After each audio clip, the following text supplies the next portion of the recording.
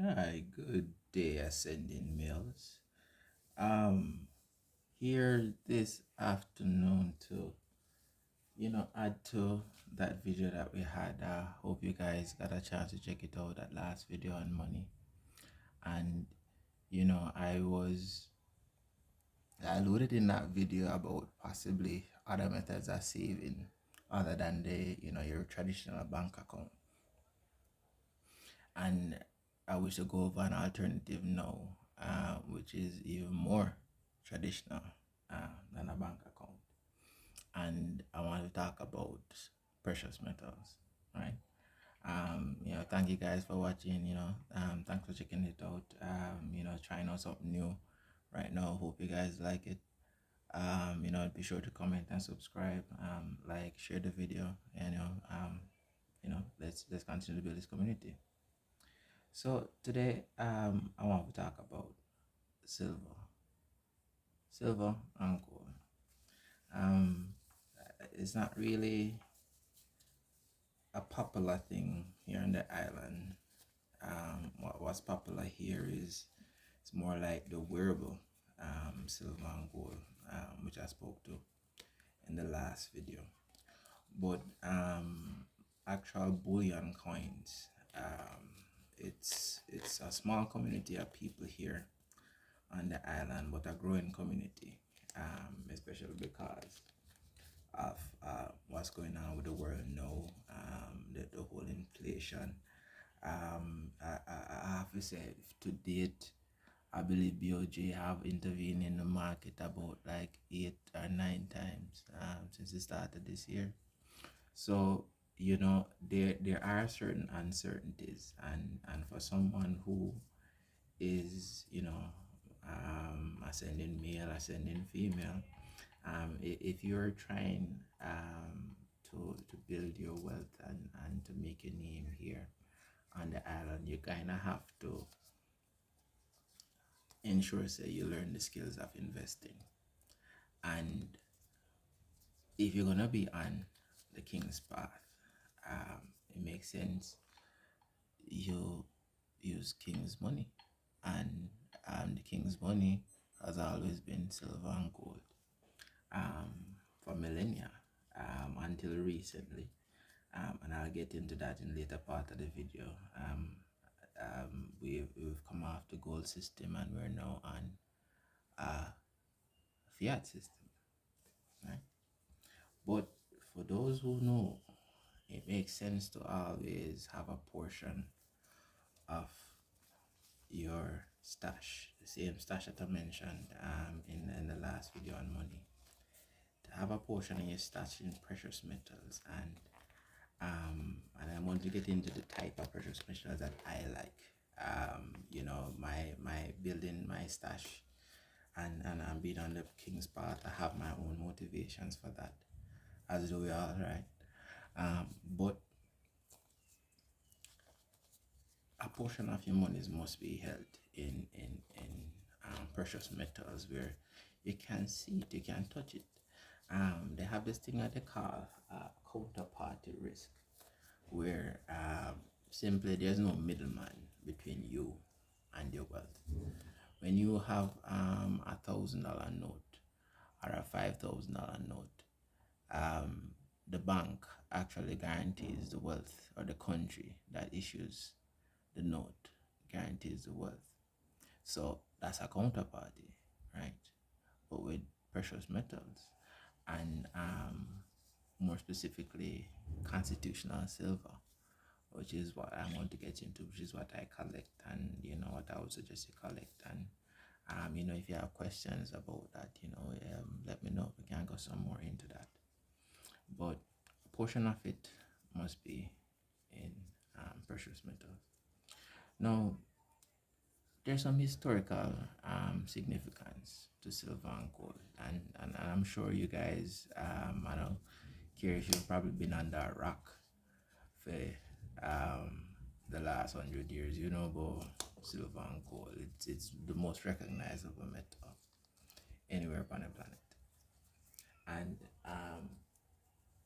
this is God's money. This was in the original makeup of the planet.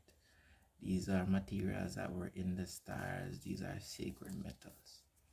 And you see me making sure I have my gloves on, and making sure everything is clean before I touch the metal, because it really is a sacred metal, and you treat it like that.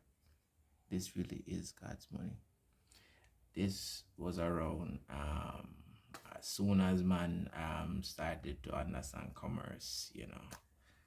Silver and gold has been in use, right?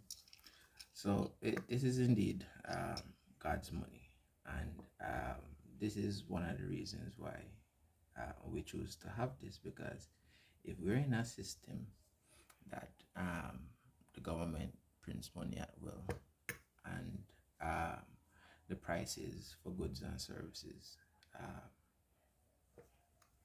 is just ridiculous right now. I've just coming out of the supermarket, and I had a cabbage is being sold for like $1,000.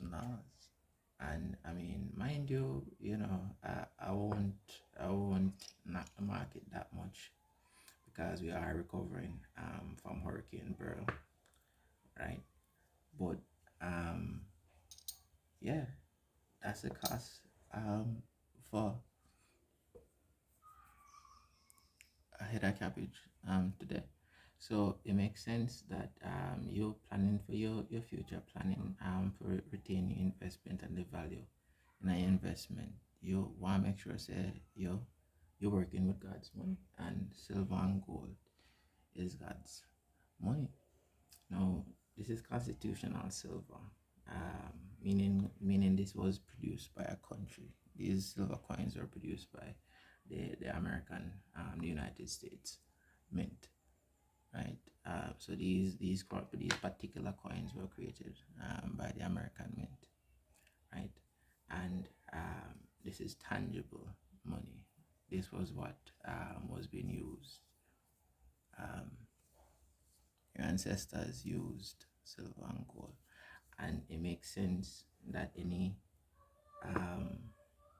well-thinking king would seek to use the same money that his ancestors used to plan his campaigns, plan his way forward, and to actually attain his goals.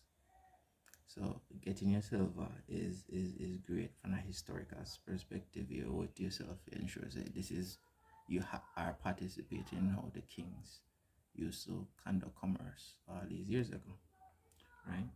So that's one of the historical reasons why you should have a portion of your stash in silver.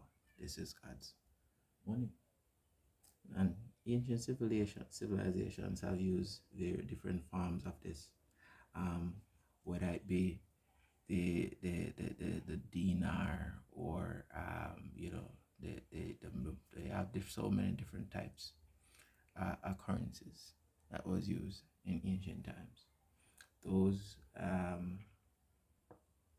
same values that the silver and gold represented in those times are represented here now, and you have to make sure as an ascendant person you're also collecting silver and gold. Now, in 1971, I believe the president was Richard Nixon at the time. He decided to take the U.S. economy off the gold standard.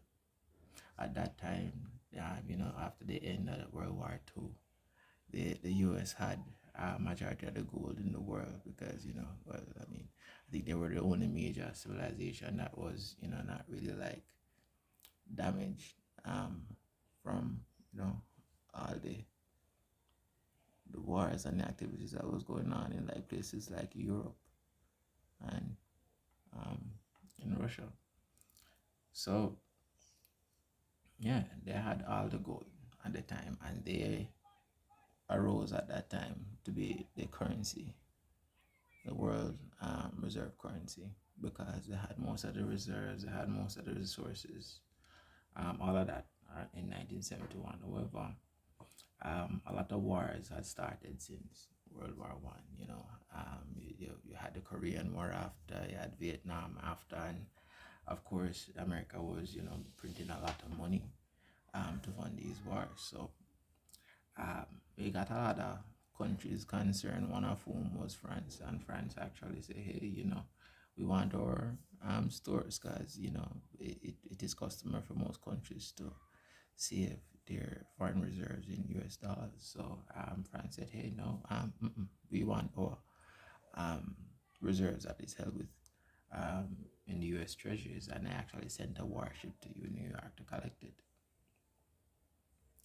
So after that event, it was decided, and I guess it makes sense, so that the U.S. economy didn't stay, was not threatened any at all, to take U.S. economy off the gold standard.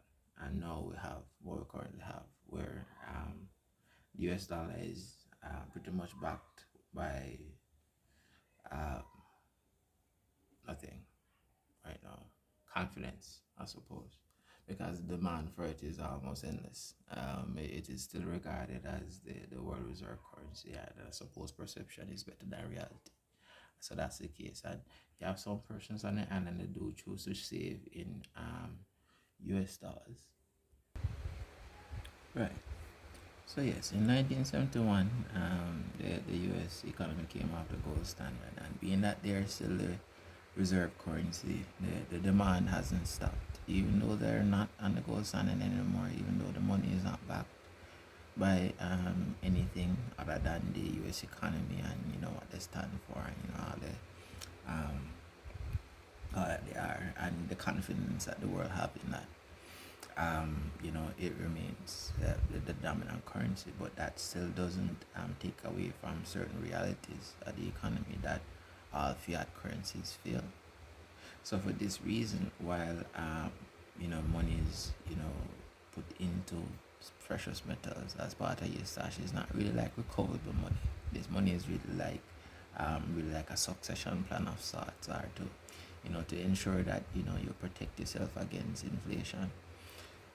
It still has to be considered, right? And this is another one of the reasons why you really do have to kind of ensure that yes, indeed, a portion of your stash is held in precious metals.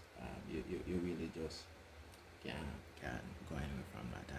And a reason why I would also suggest the constitutional silver, which is the American dollar. This is actual currency. You can if you counterfeit this, that's actually like just as punishable as if you were counterfeiting notes. It has security features, just like as notes would have security features. So this is why I would suggest constitutional silver, the US, the Canadian, the British, Mexican, constitutional silver, the South African. Constitutional silver is like the you want to ensure that down the road um, no one questions the validity of this money. If 200 years from now your great great grandchildren will need to spend this money, it will be no problem, because I mean it is backed by the superpower at the time, um, silver. So this is why, yeah, you do indeed need have this. And because of fractional lending, and I'm not too sure if you're familiar with this. I hope you are. If if you need more information, let me know. This is where you can go into a bank, you deposit $1,000, but the bank can lend about 10 times that amount uh, in creating new loans. This is how money is like created. This is how the system is run on debt. And honestly, if you're not using how to use leverage, because that's kind of like how the system works now. You have to kind of use leverage if you actually get where you're getting it. The debt is the name of the game, and that's the case for all. Whether you have opinions on that, yes or no, I know most of us here, we were taught to be debt free, but the system is such that we either have to adapt or we fall by the wayside. And most people who are saving raw cash, they're falling by the wayside due to inflation, because they're saving in currency rather than God's money. something like silver and gold. So because of fractional lending, because money is just being created out of thin air, you really do have to kind of look at all of those historical factors why you kind of have to turn to a source like constitutional silver. And some persons may say, all right, no, I'd rather hold US dollars, but again, I'd say US dollars is a fiat currency, just like the British pound, just like the French franc, or the lira, just like all of those currencies. They had the time they fell as it fell in value, they fell as the world reserve currency. So I mean, while yes, for utility, you would need to probably like hold US currencies, and I'll applaud you if part of your stash already include US currency, you already know about ahead of the game. But it has to also include constitutional silver. And for the historical reasons I stated, you really do have to consider that now. But let's look at like the financial reasons as to why um, you want to hold this silver and constitutional silver that has a value. See this value here, bounce my camera a second, my head big. This value here is actually $1.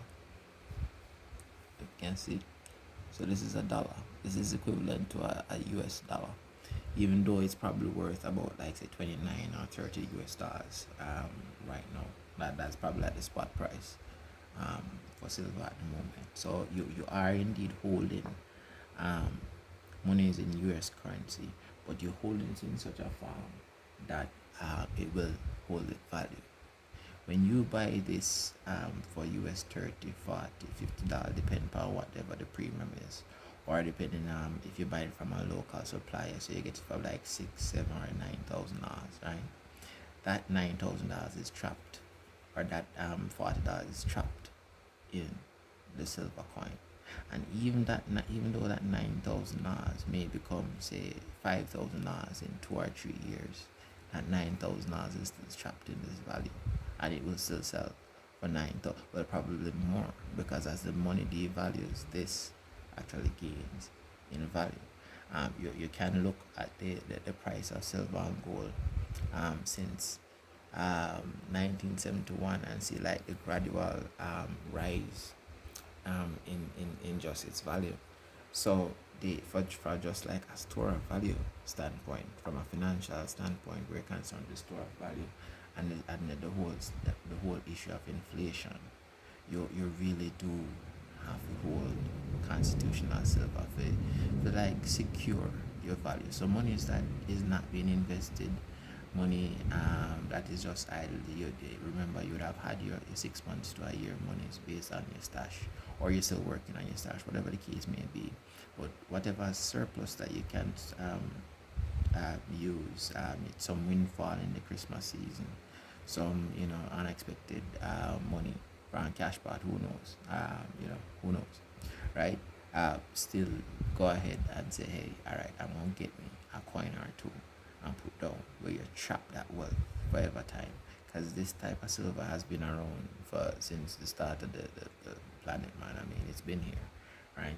So that from a financial standpoint, from a store of wealth standpoint, this will still be the cost, if not more, of what you bought it for, even 50 or 100 years from now. As a protection against inflation, when that 9,000 as an example, or that $40 US dollars as an example, when that becomes $10, where you can only buy, well, $40 can buy only $10 stuff you can buy now. When that value has been decreased, this will still hold the value, if not more, because as I said, this rises in value as the currency devalues, right? Just like our real estate, just like how you would have an asset, just like how you have like two cows, right? And they keep on making more babies, and you have two goats and they keep on making more babies. This grows in value just as that, and so you must be considered as part of your asset class. If you go acquire real estate, if you go buy stocks, it must be considered constitutional silver as well, right? So just being part of like just being like your whole succession plan, right? Who would you believe in your monies to? How would you believe in your money, right? All of this is something you need to consider, guys. It's just like how you would leave a car, or you would leave a property, or you would leave you know um, monies in the bank, stocks. You can leave a coin collection. You can leave your constitutional silver. 3 million in constitutional silver. And if you take a look on your debt clock, if you look at the US debt clock, the 5 years outlook of dollar to silver is where a dollar would be worth, a silver, a 1 troy ounce of silver would be worth 1,157 US dollars. So if you consider like you have a nice coin collection of about say 100 ounces, 200 ounces, 300 ounces, that's like significant inheritance. That's something like you're really handing to your grandchildren or to your children, the next generation, that has tangible value in the here and now. And this is something that they can be used as leverage, just as how you would use real estate as leverage. You can use your silver as leverage. So you would want to buy silver and use it as part of your succession plan if you really like thinking about being on the king's path, and just really like ensuring that your treasury is where you should be. And again, I have to say constitutional silver, I feel like, yeah, right. As an investment, I mentioned the store of wealth factor, the movement on precious metals. I think, believe since 20 2020 has been around like 23 or 25% on average, right? So I mean, as an investment, it really is a no-brainer. And I know like Bitcoin is something that is seen as like something for the future, but honestly, you have investors like Warren Buffett and those grassroots investors who they really like just speculating where Bitcoin is concerned, and really that's kind of like how I'm going to see it. So as a store of wealth argument, where Bitcoin would actually be the counter to silver or gold, and uh, Jamaica is an emerging economy. It's a developing nation in a situation where like the power grid is out, where things are just not working, where the economic system has failed, right? Bitcoin now will serve me as much as how precious metal will serve me, right? In that respect, I would still choose this as my hedge against the financial system, or whatever issues may have with the financial system, over Bitcoin, simply because it's accessible, it's right there, you know. I can touch it, I can count them, it's there whatever I want. So I would rather do constitutional silver as part of my investment portfolio as opposed to Bitcoin.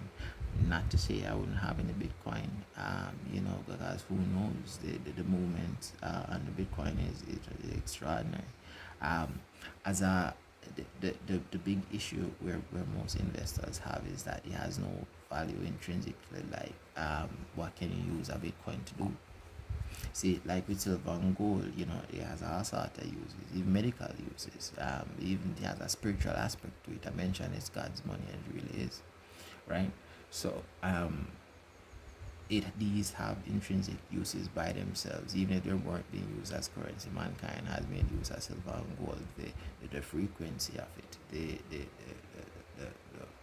vibrations that it gives. It has uses. Silver and gold has uses, right?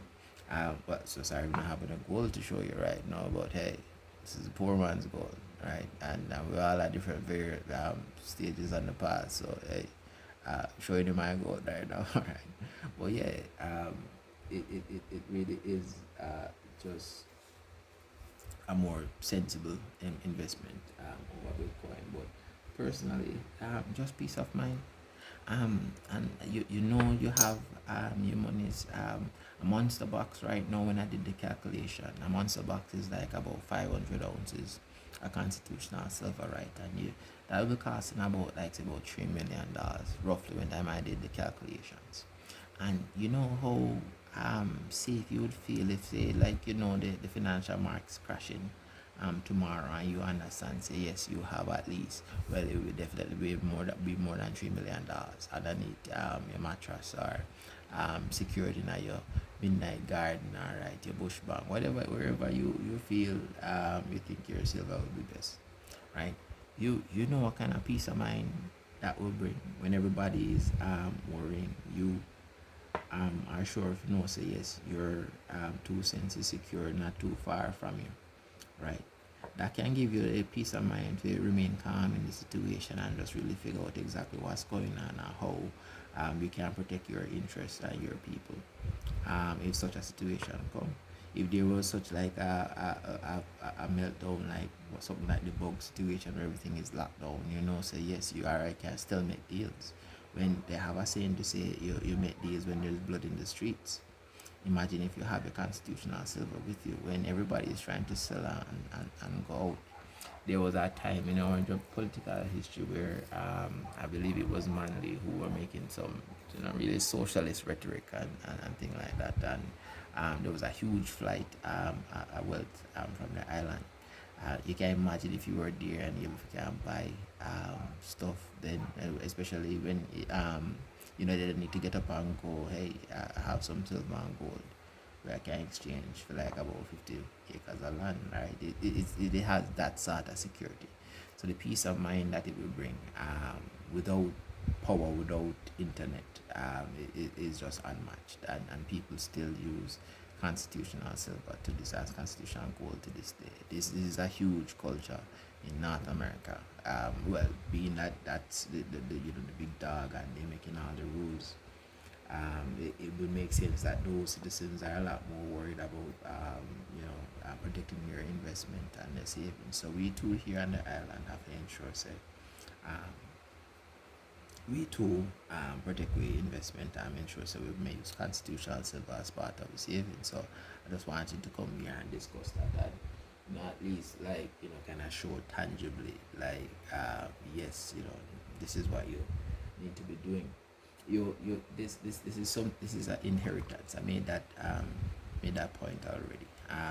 You can hand down your coin collection. Cause me personally, the way I invest, I'm investing to be that grandfather, that grandfather like the Rothschilds or the Morgans or so who made good moves, who made good investments, and their children are able to now come and reap the benefits of those investments.